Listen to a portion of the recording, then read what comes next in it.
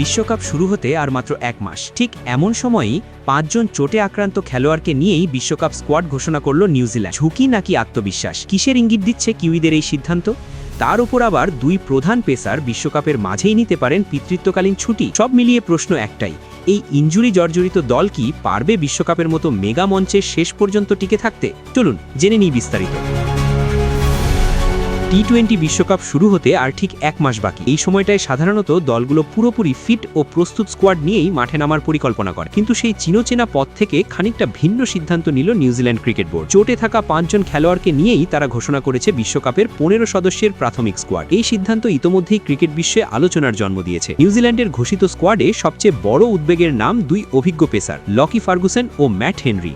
দুজনেই বর্তমানে calf injury থেকে সেরে ওঠার প্রক্রিয়ায় আছেন। শুধু তাই নয়, বিশ্বকাপ চলাকালীন সময়েই তাদের দুজনের পরিবারের নতুন অতিথি আসার সম্ভাবনা রয়েছে। এ কারণে টুর্নামেন্টের মাঝপথে স্বল্প সময়ের জন্য পিতৃত্বকালীন ছুটি নেওয়ার বিষয়টিও বিবেচনায় রাখা হয়েছে। নিউজিল্যান্ড ক্রিকেট এক বিবৃতিতে জানিয়েছে, ফার্গুসন ও হেনরির স্ত্রী বিশ্বকাপ চলাকালে সন্তান জন্ম দিতে পারে।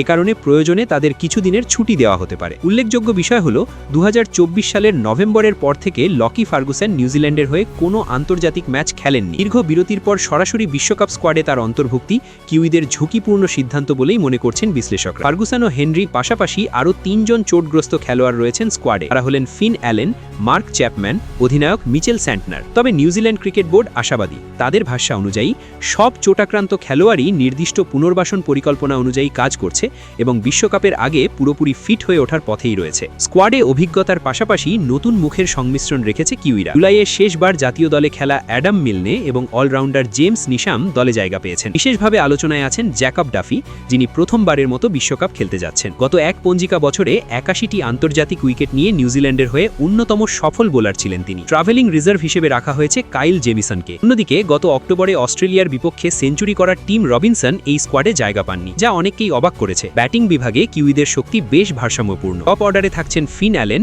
ডেভন কনওয়ে, রাচিন রবীন্দ্র ও টিম সেইফার্ড। উইকেট কিপারের দায়িত্ব পালন করবেন সেইফার্ড। নিউজিল্যান্ড পড়েছে ডি গ্রুপে, যেখানে তাদের প্রতিপক্ষ আফগানিস্তান, দক্ষিণ আফ্রিকা, কানাডা ও সংযুক্ত আরব আমিরাত। কিউইদের বিশ্বকাপ অভিযান শুরু হবে ৮ ফেব্রুয়ারি চেন্নাইয়ে আফগানিস্তানের বিপক্ষে ম্যাচ দিয়ে। সব মিলিয়ে প্রশ্ন থেকেই যাচ্ছে, চোট নিয়ে বিশ্বকাপে নামা এই নিউজিল্যান্ড দল কি শেষ পর্যন্ত ঝুঁকির মূল্য দেবে, নাকি অভিজ্ঞতা আর আত্মবিশ্বাস দিয়েই আবারও চমক দেখাবে কিউইরা? এর উত্তর দেবে সময় আর বিশ্বকাপের মাঠ।